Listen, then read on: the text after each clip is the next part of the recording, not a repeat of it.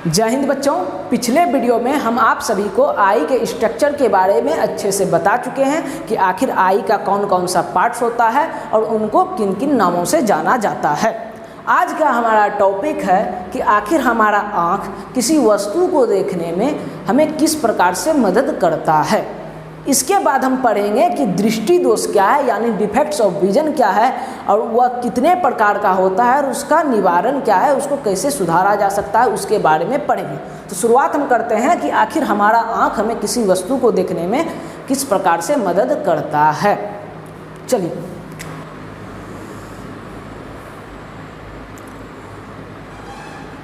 तो सपोज करिए यहाँ पर एक वस्तु रखा हुआ है और हम यह मानकर चल रहे हैं कि यह जो वस्तु रखा हुआ है यह एयर मीडियम में रखा हुआ है। ठीक है, अब इस वस्तु के सिरे से एक प्रकाश किरण हम आँख के कॉर्निया तक लेते हैं। यहाँ तक कोई दिक्कत है तो बताइए। ठीक है, अब कॉर्निया क्या है? ट्रांसपेरेंट है।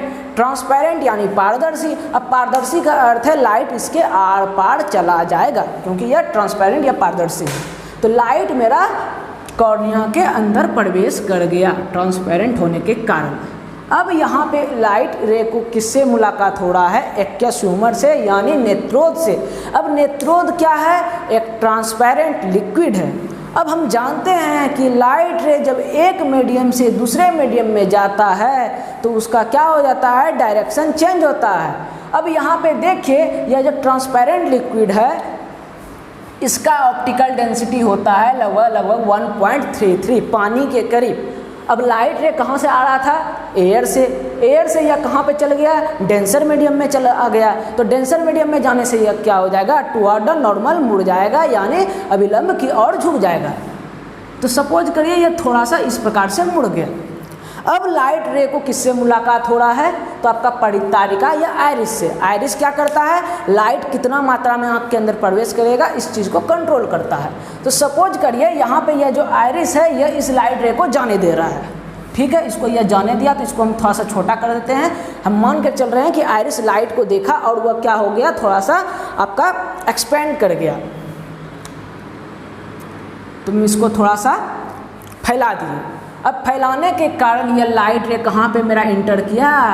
क्रिस्टलाइन लेंस में। अब लेंस क्या है? यह फिर से एक आपका ट्रांसपेरेंट मीडियम है।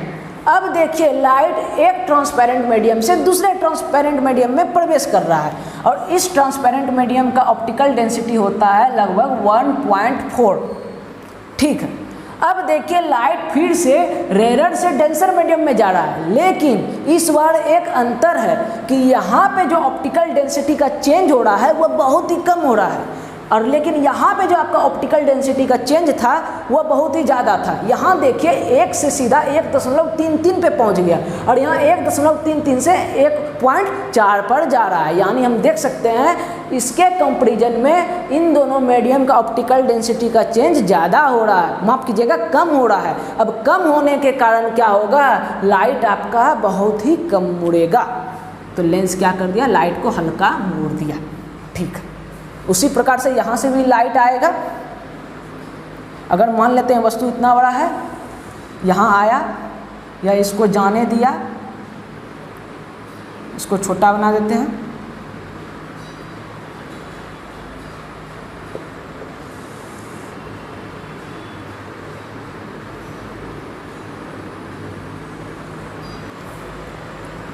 ठीक है, अब बच्चे के मन में क्वेश्चन आ रहा होगा, सर ये जो विट्रियस ह्यूमर है यह भी तो एक ट्रांसपेरेंट लिक्विड है, तो इसका भी तो कुछ ऑप्टिकल डेंसिटी होता होगा। हाँ, इसका भी रिफ्रैक्टिव इंडेक्स होता है जो होता है आपका 1.33, जो एक्वस ह्यूमर के करीब है। जिस प्रकार आप लाइट चैप्टर में पढ़ते थे कि लेंस किसी एक माध्यम यानी वायु में आपका धरा हुआ है, इसका दोनों तरफ कौन सा माध्यम रहता है? वायु ही रहता है, और लेंस कौन सा कार्य करता है? लाइट के डायरेक्शन को मोड़ने का कार्य करता है। उसी प्रकार से आप इसको भी मानकर चल सकते हैं कि इस बार लेंस वायु में न रखा होकर, इसका मीडियम एयर न होकर एक लिक्विड मीडियम है जिसमें यह रखा हुआ है और यह लाइट मोड़ने का काम कर रहा है। ठीक है, अब हम समझ गए लाइट किस प्रकार से इंटर किया और रेटिना पर इमेज बनाया। अब यहाँ पर रेटिना जो है यह इमेज को कैसे सेंस करता है, इस बात को समझिएगा। रेटिना पर आपका 2 गो लाइट सेंसिटिव सेल होता है जिसको कहते हैं रोड और एगो को कहते हैं कोन। एक रोड सेल होता है और एक कोन सेल होता है। तो एक बात को समझ जाइए, रोड सेल जो है आपका वह इंटेंसिटी ऑफ लाइट को मापता है।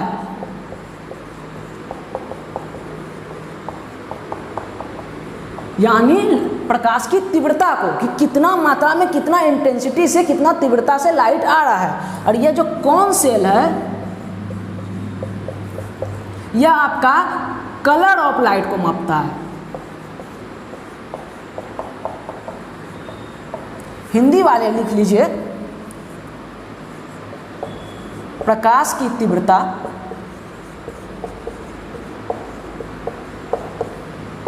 और कोन सेल क्या करता है आपका, प्रकाश का रंग या वर्ण भी कर सकते हैं।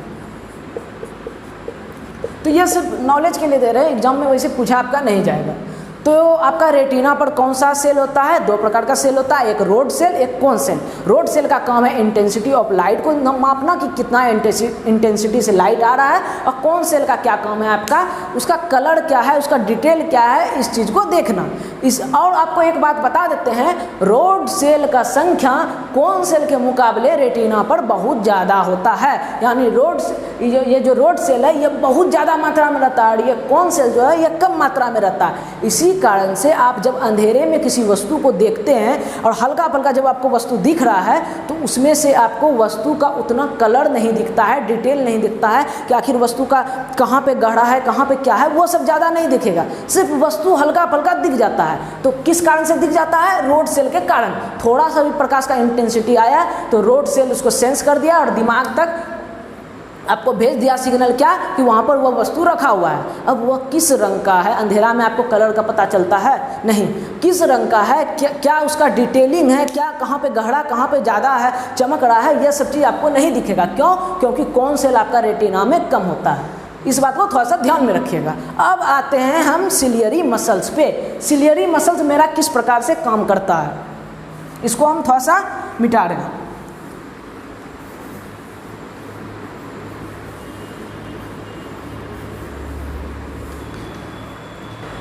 चलिए, सिलियरी मसल्स के बारे में हम जानते हैं कि सिलियरी मसल्स लेंस के कर्वेचर को चेंज कर सकता है, यानी उसको मोटा पतला अपने मुताबिक कर सकता है। लेकिन सवाल अब यह आता है कि हम कैसे जानेंगे कि सिलियरी मसल्स कब लेंस को पतला करेगा और कब लेंस को मोटा करेगा। तो यह चीज़ का कॉन्सेप्ट छिपा हुआ है आपका लेंस फॉर्मूला पे। तो लेंस फॉर्मूला पे क्यों? क्योंकि आप देख सकते हैं यह पूरा का पूरा जो घटना हो रहा है, यह जो वस्तु से किरण निकलने से लेकर आपका जो रेटिना पर उसका अपवर्तन के बाद प्रतिबिंब बन रहा है, यह पूरा का पूरा किस पे आधारित हो रहा है, लेंस पर आधारित। लाइट आया, अपवर्तन हुआ, फिर अपवर्तन लेंस से हुआ, फिर यहाँ पर प्रतिबिंब बना, तो पूरा पूरा घटना किस पे आधारित हो रहा है, लेंस पर। अब लाइट जब लेंस से प्रतिक्रिया करके कहीं पे मुड़ रहा है तो यह किस चीज़ को फॉलो करते हुए चलेगा, लेंस फॉर्मूला को। तो लेंस फॉर्मूला हमारा क्या होता है, 1/f = 1/v-1/u। ठीक है, अब एक बात को समझिएगा, यह दोनों जो अपवर्तित किरण है यह कहाँ पर आपस में आके मिल रहा है, रेटिना पर। अब हम जानते हैं दो अपवर्तित किरण जहाँ पर आपस में मिलता है वहीं पे इमेज बनता है। तो हम कह सकते हैं अभी इमेज कहाँ पे बन रहा है, रेटिना पर। तो अब बताइए क्या हमको यह वस्तु दिखेगा अभी के कंडीशन में? हाँ, दिख जाएगा। क्यों? क्योंकि चूंकि इसका प्रतिबिंब रेटिना पर बन रहा है और रेटिना पर क्या मौजूद है, लाइट सेंसिटिव सेल। क्या? लाइट सेंसिटिव सेल, जो कि है रोड और कोन, जो आपका इमेज को सेंस कर लेगा, दिमाग तक सिग्नल पहुंचा देगा कि वहाँ पर वस्तु है, इतने आकार का है, ये कलर का है, वगैरह वगैरह। ठीक है, अब बताइए यदि इमेज मेरा रेटिना पर न बनकर यहाँ पर कुछ आगे बन जाता, रेटिना के सामने बन जाता, तो क्या आँख उस वस्तु को देख पाता? नहीं, क्योंकि यहाँ पर लाइट सेंसिटिव सेल नहीं है तो इसको पहचानने वाला कोई नहीं है। तो यह जो आपका प्रतिबिंब बन रहा है यह जिस वस्तु से आ रहा है उस वस्तु को हमारा आँख नहीं देख पाएगा, क्योंकि वहाँ उसको सेंसे नहीं कर पा रहा है, तो देखेगा कहाँ से। तो हर हालत में हम समझ गए यदि हमको कोई वस्तु को देखना है तो उसका इमेज बनना चाहिए रेटिना पर, क्योंकि लाइट सेंसिटिव सेल रोड और कोन मेरा रेटिना पर ही मौजूद है। ठीक है, तो हम कह सकते हैं इमेज डिस्टेंस मेरा कांस्टेंट होना चाहिए।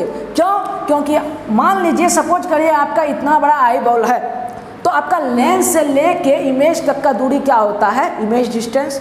तो लेंस से लेके इमेज तक का दूरी को हम मान लिए भी इमेज डिस्टेंस। यहाँ तक कोई दिक्कत है तो बताइए।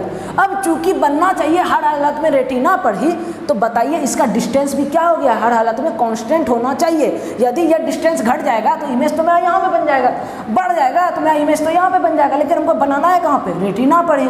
तो रेटिना पर ही बनाने के लिए हमको क्या करना होगा, रेटिना पर बनाने का अर्थ है हर हालत में इसका इमेज डिस्टेंस भी होना चाहिए कांस्टेंट। अब चूंकि भी मेरा होना चाहिए कांस्टेंट, तो 1/v भी मेरा क्या हो जाएगा, कांस्टेंट। तब हम कह सकते हैं लेंस फॉर्मूला के हिसाब से मेरा 1/f जो है वह डिपेंड आपका करेगा 1/u पर।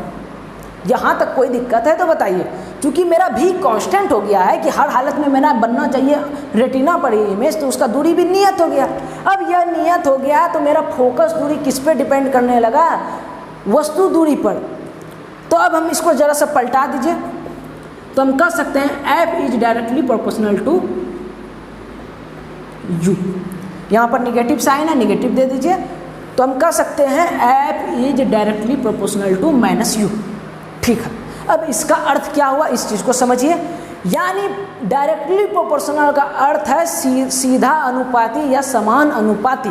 यानी f जिस अनुपात में बढ़ेगा उसी अनुपात में u भी बढ़ेगा।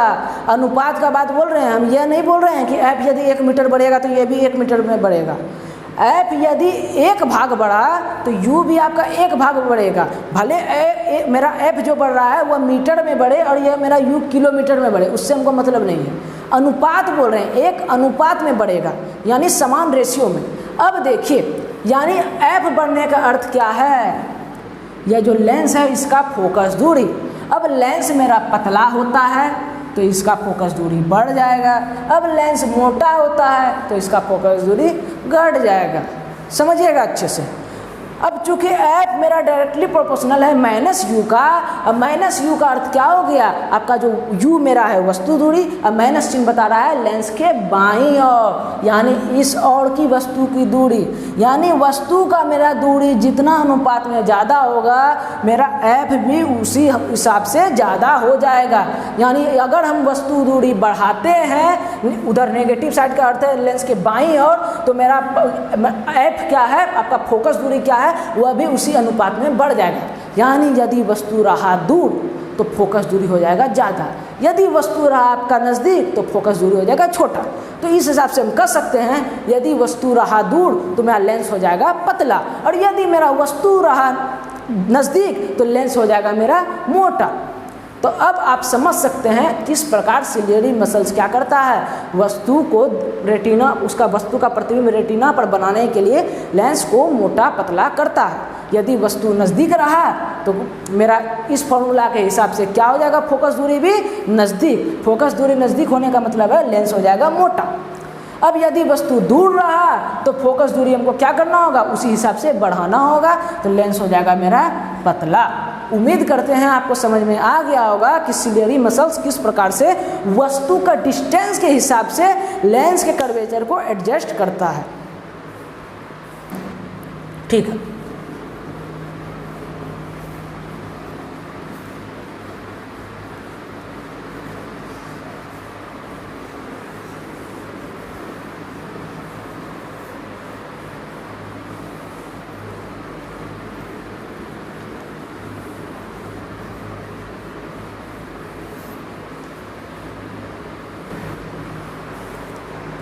चलिए अब हम उम्मीद करते हैं कि आपको समझ में आ गया होगा कि किस प्रकार से हमारा आँख किसी वस्तुओं को देखता है। ठीक है, अब हम आपको बताएं सिलियरी मसल्स क्या करता है, वस्तु की दूरी के हिसाब से फोकस दूरी को चेंज करता है। नज़दीक रहा वस्तु तो फोकस दूरी छोटा यानी लेंस को कर देगा मोटा, और अगर यदि वस्तु रहा दूर तो लेंस को कर देगा पतला, जिससे उसका फोकस दूरी बढ़ जाता है। अब यह एग्जाम में पूछा जाता है, इंपॉर्टेंट क्वेश्चन है आपका, पूछ दिया जाएगा कि आखिर हमारा सिलियरी मसल किस प्रकार से लेंस के फोकस दूरी को चेंज करता है। तो यह क्वेश्चन काफ़ी बार एग्जाम में पूछा जाता है, तो आप क्वेश्चन लिख लीजिए, अभी भी आई दे दीजिए।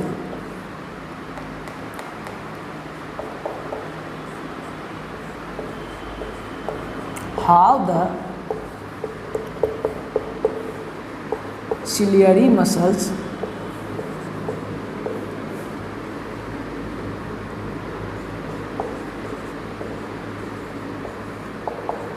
adjust the focal length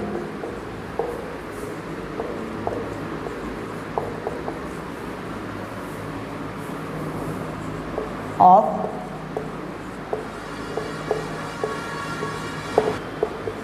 to see nearby object and distant object clearly.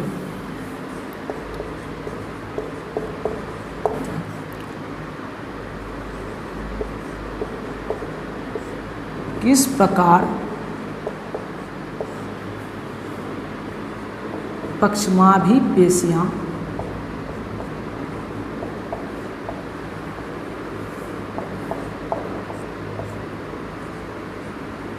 दूर तथा निकट रखी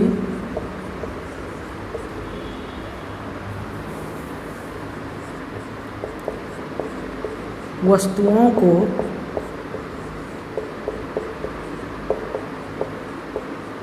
देखने के लिए अभिनेत्र लेंस की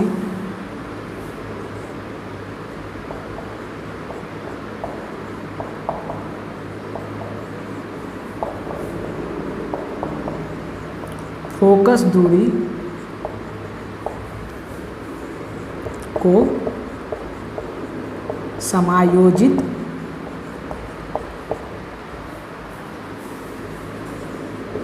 करता है। क्वेश्चन मार्क होगा। तो कैसे लिखेंगे इसका आंसर? तो सबसे पहले हमको इंट्रोडक्शन देना है कि आखिर सिलियरी मसल्स क्या करता है। लिखिए मेरे साथ, the ciliary muscles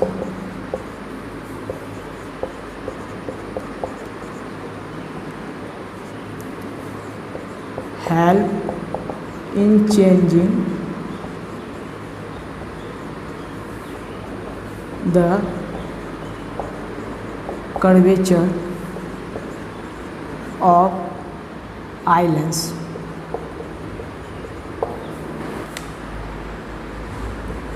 When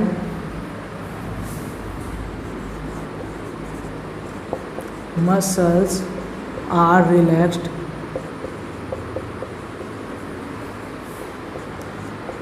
the lens becomes thin and its focal length increased.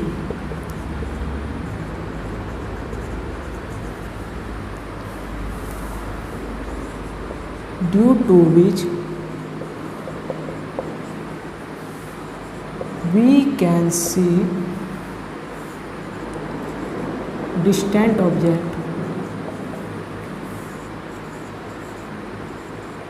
clearly. नीचे पैराग्राफ चेंज करके लिखिएगा, will to see the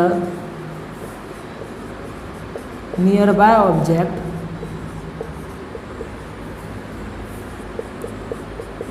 the ciliary muscles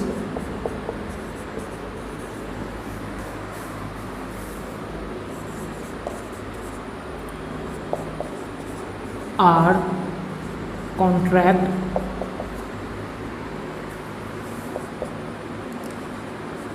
and lens becomes thin. That is,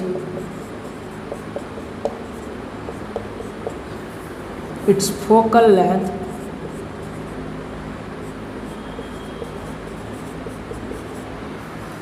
दिख रहा है, हाँ, its focal length becomes decrease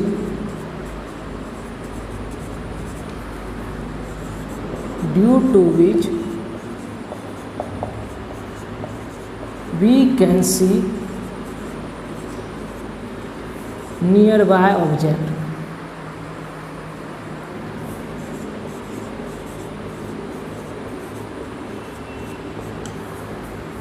Clearly.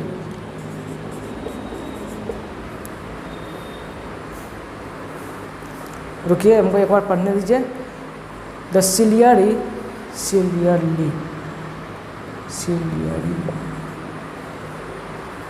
The ciliary muscles help in changing the curvature of eye lens. When muscles are relaxed, the lens becomes thin and its focal length increased, due to which we can see distant object clearly. ठीक है। Will to see the nearby object, the ciliary muscles are contract and lens becomes thin. That is, its focal length becomes decreased, due to which we can see nearby object. यहाँ clearly ना distinctly दे दीजिए, अच्छा है।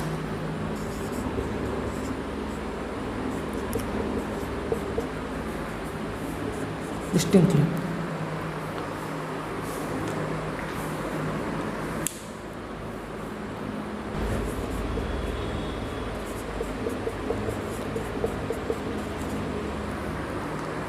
ठीक है, L होगा। English वाले note कर लीजिए, 3 मिनट टाइम।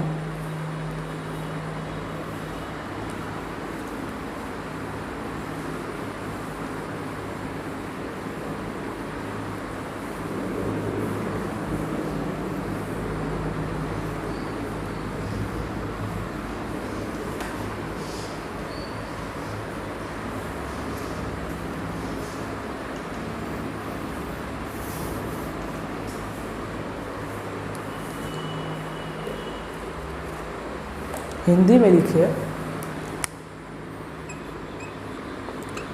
पक्षमाभी पेशियाँ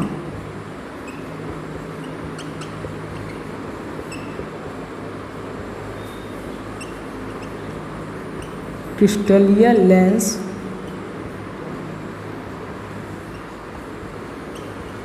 की वक्रता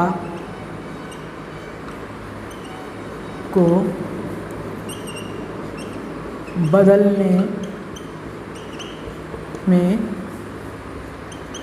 मदद करता है।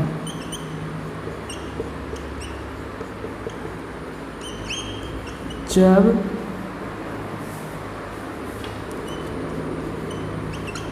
पेशियाँ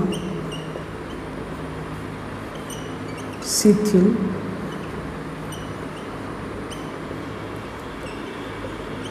रहती है तो लेंस पतला हो जाता है,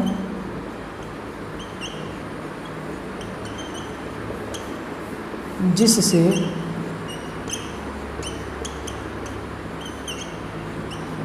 इसकी फोकस दूरी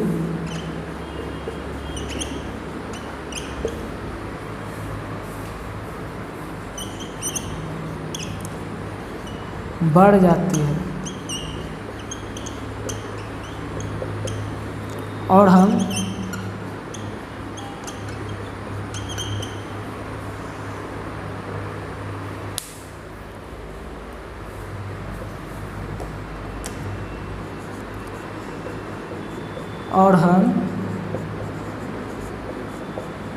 दूर रखी वस्तुओं को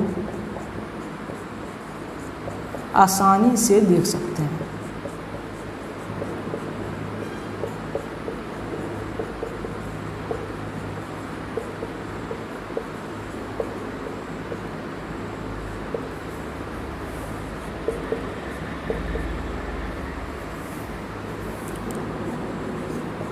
जबकि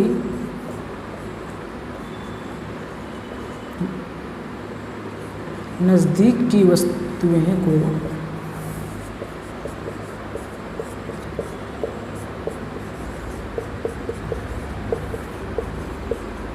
देखने के लिए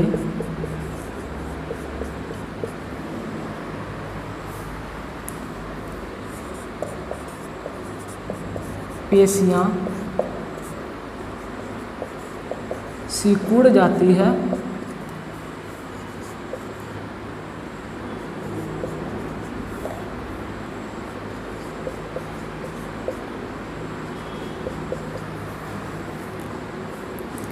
तथा इसी में दीजिए जिससे लेंस मोटा हो जाता है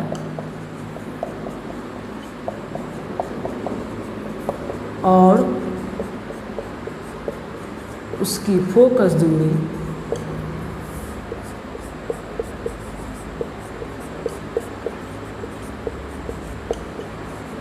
घट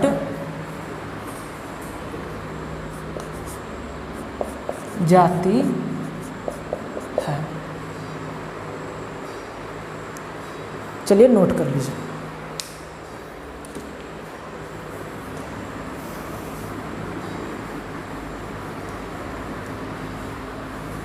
यह बहुत ही इम्पोर्टेंट क्वेश्चन था और इस क्वेश्चन से आपको कॉन्सेप्ट भी याद रहेगा कि नज़दीक की वस्तुओं को देखने के लिए सिलियरी मसल्स क्या करता है, दूर रखी वस्तुओं को देखने के लिए क्या करता है।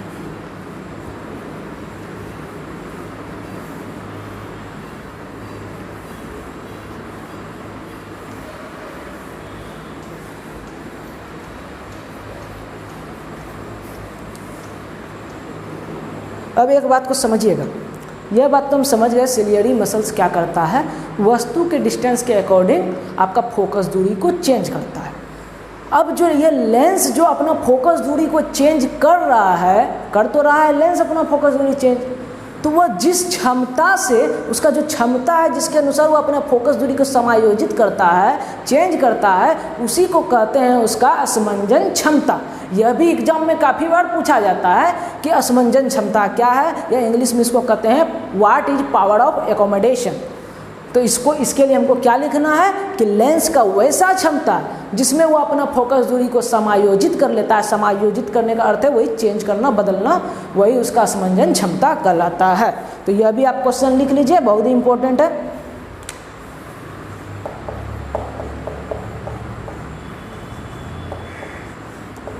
What is power of accommodation.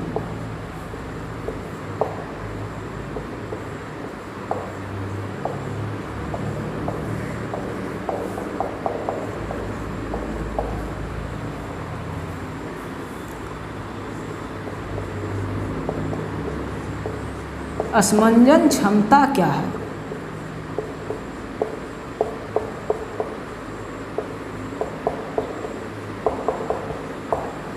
लिखिएगा answer.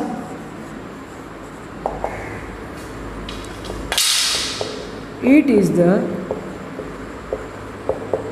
Ability of eye lens to change its focal length.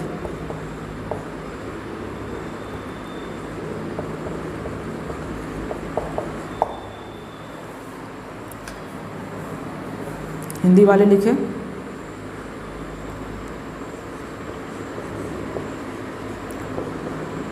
अभिनेत्र lens की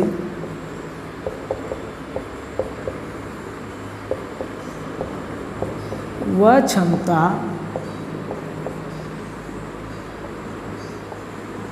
जिसके द्वारा वह अपनी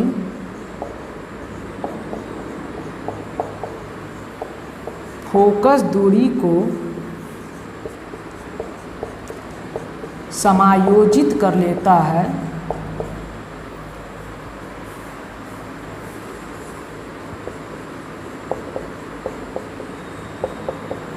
समंजन क्षमता कहलाता है।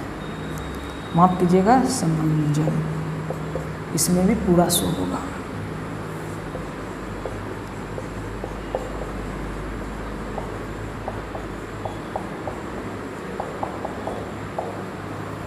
ठीक है, यहाँ पे आप अगर इट नहीं लगाइएगा तो आप सीधा लिखिएगा the ability of eye lens to change its focal length is called its power of accommodation, ऐसे भी लिख सकते हैं, नहीं तो ये भी सही है। ठीक है,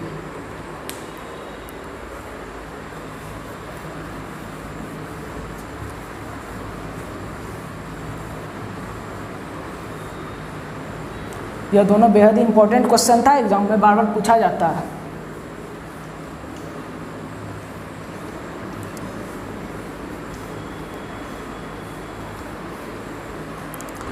चलिए, समझ गए हैं हम सिलियरी मसल्स हमको दूर रखी वस्तुओं को और नज़दीक रखी वस्तुओं को देखने में मदद करेगा।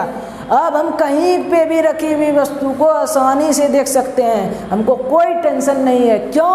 क्योंकि सिलियरी मसल्स भैया बैठा हुआ है, वह हमको कोई भी वस्तु को देखने में मदद करेगा।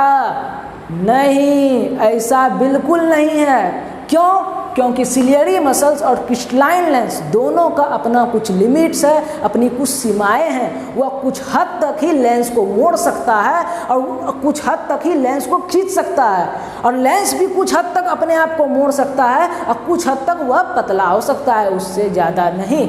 अब हमको उसका लिमिट को देखना है, तो लिमिट को देखने के लिए चलिए हम एक प्रैक्टिकल करते हैं। आप एक काम करिए, आपके सामने जो रखा हुआ बुक है उसको अपने आँख के सामने में लेते आइए और उस पर लिखा हुआ वर्ड को पढ़ने की कोशिश कीजिए। अब आपके पास बुक नहीं है तो कोई भी वस्तु रख लीजिए, कोई दिक्कत नहीं है। तो सपोज करिए हम बुक को यहाँ पर आँख के सामने में रख दिए, तो अब हम देखते हैं बुक पर लिखा हुआ वर्ड मेरे आँख को आसानी से साफ साफ दिख रहा है, एकदम आराम से पढ़ पा रहे हैं। तो चलिए अब बुक को अपने आई के थोड़ा क्लोज लाते हैं। अब हम बुक को यहाँ पर न रख के थोड़ा सा क्लोज लेते आए। यहाँ पे भी हमको वस्तु, उस पर लिखा हुआ वर्ड, वस्तु का अर्थ है मेरा, उस पर लिखा हुआ वर्ड साफ साफ दिख रहा है। अब थोड़ा और क्लोज लाते हैं, यहाँ तक हमको बुक पे लिखा हुआ वर्ड साफ साफ दिख रहा है, कोई परेशानी नहीं हो रहा है। लेकिन अब जैसे ही हम बुक को क्लोज लाते हैं, आप लाइए अपना देखिएगा, जैसे ही थोड़ा सा भी क्लोज लाइएगा तो आपको क्या होने लगेगा, आँख में थोड़ा सा प्रॉब्लम होने लगेगा, दर्द होने लगेगा। अभी भी आप वर्ड को देख लीजिएगा आराम से, आप साफ साफ ही देखिएगा, लेकिन थोड़ा सा आँख में कष्ट होगा, दर्द होगा। अब बुक को और नज़दीक लाइए, और नज़दीक लाने पे आपको क्या होता है, अब एकदम ही वर्ड धुंधला दिखने लगता है, प्लस दर्द जो होता है वह अलग। तो वह न्यूनतम दूरी कौन सा था जहाँ तक हमको वस्तु साफ साफ दिख रहा था, ये वाला। यहाँ तक बुक रखने पे हमको क्या हो रहा था, उस पर लिखा हुआ वर्ड एकदम क्लियर दिख रहा था, वो भी बिना किसी परेशानी का। थोड़ा आगे बढ़ाए तो वर्ड तो दिखा, लेकिन थोड़ा सा दर्द हो रहा था, स्ट्रेन हो रहा था। अब लेकिन उसको और आगे बढ़ाए तब तो अब हमको दिखियो नहीं रहा है, धुंधला दिख रहा है, प्लस हमको क्या हो रहा है, आँख में दर्द भी बहुत ज़्यादा हो रहा है। तो हम समझ गए कि यह यहाँ पे जो रखी हुई वस्तु है इसको हम साफ साफ बिना किसी परेशानी का देख सकते हैं। तो आप देख सकते हैं आँख से यह वैसा न्यूनतम दूरी पर है वस्तु जहाँ पर आप वस्तु को बिना किसी परेशानी के देख सकते हैं। न्यूनतम क्यों बोले, क्योंकि इससे नज़दीक अब आप नहीं जा सकते हैं। अब आप जाइए यहाँ पे, आपको दर्द बहुत होगा, प्लस आप वस्तु को देख भी नहीं पाइएगा। यानी हम समझ गए कम से कम दूरी तो यही है जहाँ पर रखी वस्तुओं को हम साफ साफ देख सकते हैं, वह भी बिना किसी परेशानी का। तो यह जो आपका पॉइंट है इसी को कहते हैं near point, near point of the eye, या नेत्र का निकट बिंदु। वह न्यूनतम दूरी जहाँ पर रखी वस्तुओं को हमारा आँख बिना किसी परेशानी के, बिना किसी दर्द के साफ साफ देख सकता है, उसी को कहते हैं नेत्र का निकट बिंदु या नियर पॉइंट। ठीक है, नज़दीक के लिए तो समझ गए। अब चलिए दूर का बात करते हैं। दूर की वस्तुओं को देखने के लिए चलिए एक प्रैक्टिकल करते हैं। आप अपने सामने में, आप अपने छत पे चले जाइए या कहीं पे चले जाइए, अपने दूर रखी कोई भी वस्तु, चाहे बिल्डिंग हो या पेड़ हो, देखने की कोशिश कीजिए, आपको वह पेड़ साफ साफ दिख जाएगा। हम जब कोहरा हो तब की बात नहीं कर रहे हैं, जब आपको सब वस्तु दिख रहा होगा साफ साफ, तब आप देखने की कोशिश कीजिएगा। ठीक है, चलिए वहाँ तक का तो दिख गया। अब और दूर का देखने का कोशिश करते हैं, तो और दूर का ताड़ का पेड़ जहाँ पे कहीं पे होगा उसको देखने की कोशिश कीजिएगा, वह भी दिख जाएगा। और दूर देखने का बात करते हैं, चलिए चंद्रमा पे जाते हैं, तो हम देखते हैं चंद्रमा भी हमको दिख जाता है। चंद्रमा पृथ्वी से कितना दूर है, वह भी साफ साफ दिख जाता है। चलिए और दूर जाते हैं, सूर्य के पास जाते हैं। सूर्य तो पृथ्वी से और दूर है, अब उसको देखते हैं, वह भी हमको साफ साफ दिख रहा है, प्रॉब्लम भी नहीं। हाँ, लाइट ज़्यादा इंटेंसिटी में आ रहा है तो थोड़ा सा आँख में प्रॉब्लम होगा, वह बात अलग है, लेकिन वहाँ तक का भी हम वस्तु को देख रहे हैं, ठीक है। और हम दूर जाते हैं, सूर्य से भी दूर, तो हम तारा में देखते हैं। रात को आप तारा को देखिएगा, वह तो आपका आँख में दर्द भी ना होगा और पूरा का पूरा साफ साफ आप तारा को भी आसानी से देख लीजिएगा। तो अब तारा से छोटा भी तारा आप देख लीजिए तो भी आप वहाँ पे रखी वस्तुओं को साफ साफ देख सकते हैं। मोटो साफ है, दूर की रखी वस्तुओं को यदि आपको देखना है तो बस लाइट आपका आँख तक पहुँचना चाहिए, बाकी वह कितना भी दूर हो उससे मतलब नहीं है, आप देख लीजिएगा। तो मानव का निकट बिंदु का बात करें कि वह न्यूनतम दूरी जहाँ पर रखी वस्तुओं को वह साफ साफ देख सकता है, वह नॉर्मल मानव का बोल रहे हैं, जो सामान्य लगभग सभी में पाया जाता है, 25 सेंटीमीटर होता है। एकदम याद रख, माफ कीजिएगा, हाँ ठीक है, 25 सेंटीमीटर होता है। सामान्य मानव का निकट बिंदु का कितना दूरी होता है, 25 सेंटीमीटर, यानी 25 सेंटीमीटर तक रखा हुआ वस्तु को आप साफ साफ देख सकते हैं। उससे नज़दीक लाने की कोशिश करिएगा तो आपको आँख में प्रॉब्लम होगा, दर्द होगा, आपको धुंधला भी दिखेगा। अब बात करें दूर रखी वस्तुओं को देखने का, तो उसको कहते हैं दूर बिंदु, या मानव का क्या हो गया, फार पॉइंट।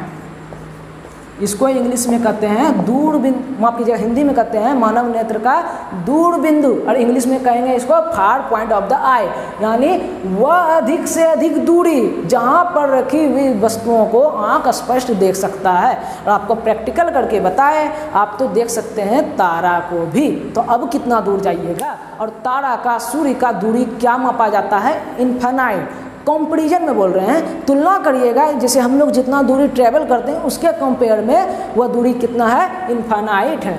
तो यह बात याद रखिएगा, सामान्य मानव के लिए निकट बिंदु कितना होता है, 25 सेंटीमीटर। अब बात जब दूर बिंदु का रहा तब तो वह इन्फिनाइट होता है, क्योंकि आप कितनों दूर रखिए वस्तु, यदि लाइट आ रहा है तो साफ साफ आप उसको देख लीजिएगा। अब हम लाइट आ रहा है यह बात क्यों बोल रहे हैं, तो इस बात को समझिएगा। कुछ बच्चे कहेंगे सर 10 किलोमीटर जो दूर हम बिल्डिंग है उसको क्यों नहीं देख पाते हैं, वह भी तो मेरा दूर बिंदु के अंडर में ही आ गया, हम उसको क्यों नहीं देख पा रहे हैं। तो इसका भी कारण है, हम आपको कंडीशन बताए हैं, यदि उस वस्तु से लाइट आपकी आँखों तक पहुँच रहा है तब आप उसको पक्का देख लीजिएगा। तारा का आप देखिएगा, लाइट सीधे आपकी आंखों तक आता है, आप उसको स्पष्ट देख रहे हैं, लेकिन 10 किलोमीटर दूर रखी जो बिल्डिंग है उससे जो लाइट परावर्तित होकर आ रहा है वह रास्ते में रखी वस्तुओं से टकरा रहा है, वो आपकी आंख तक पहुंच ही नहीं रहा है। जब पहुंच ही नहीं रहा है तो आप उसको देखिएगा कहाँ से। तो यह बात याद रखिएगा, निकट बिंदु होता है 25 सेंटीमीटर और दूर बिंदु होता है इन्फिनाइट। कितनों दूर रख दीजिए आप आराम से देख लीजिएगा। बिहार बोर्ड वालों के लिए ऑब्जेक्टिव में आता है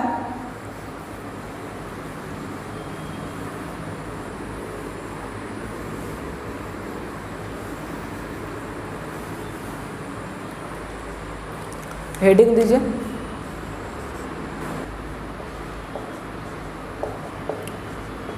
नियर पॉइंट। तो लिखिएगा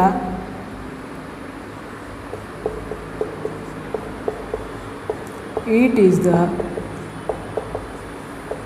minimum distance at which we can see the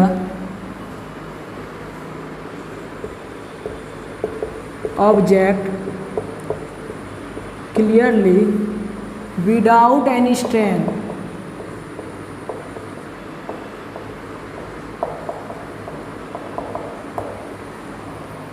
Hindi वाले लिखिएगा पहले और इसमें जोड़ लीजिए,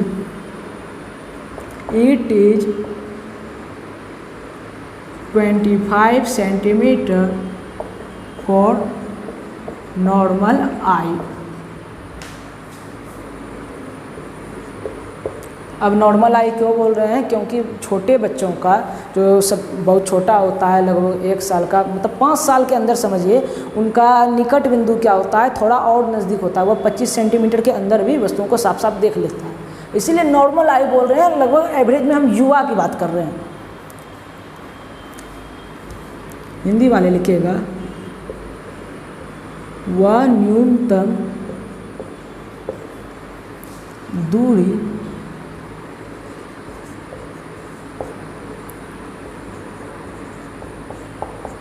जहाँ पर रखी वस्तुओं को हम बिना किसी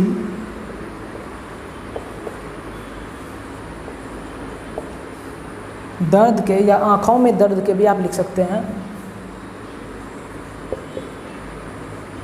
साफ साफ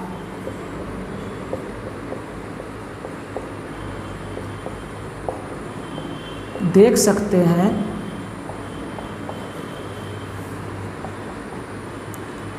निकट बिंदु कहलाता है।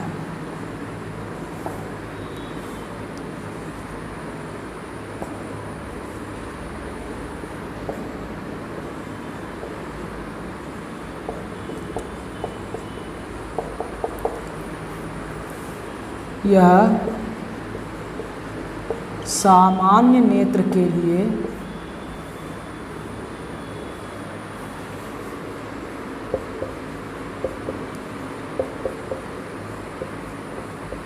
पच्चीस सेंटीमीटर होता है।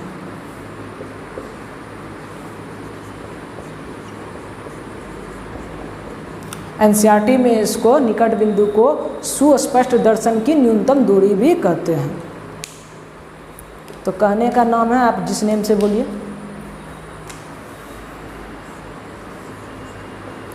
निकट बिंदु, या लिख सकते हैं आप सुस्पष्ट दर्शन की न्यूनतम दूरी, आप बुक में भी देख सकते हैं।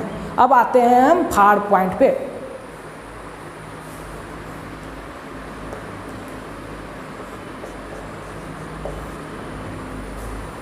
तो वह क्या है, अधिक से अधिक वैसा दूरी जहाँ तक हम रखी वस्तुओं को आसानी से देख सकते हैं। तो इट इज़ द मैक्सिमम हो जाएगा यहाँ पे, मैक्सिमम डिस्टेंस एट विच नहीं होगा, अप टू विच, जहाँ तक, up to which we can see the object clearly. Strain का तो कोई बात ही नहीं है यहाँ पे। और यह कितना होता है नॉर्मल आई के लिए, इट इज इनफाइनाइट इन्फिनिटी और नॉर्मल आई। बेहद ही इम्पोर्टेंट है, आप याद रखिएगा। ऑब्जेक्टिव में बार बार आता है बिहार बोर्ड वालों के लिए कि दूर बिंदु कहाँ पे होता है, निकट बिंदु कहाँ पे होता है, यह सब बात आपको याद रखना है। तो वह अधिकतम दूरी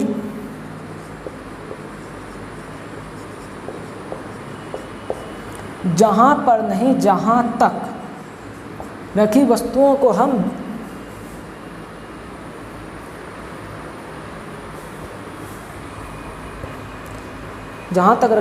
को हम साफ साफ देख सकते हैं, दूर बिंदु कहलाता है। यह सामान्य नेत्र के लिए अनंत होता है।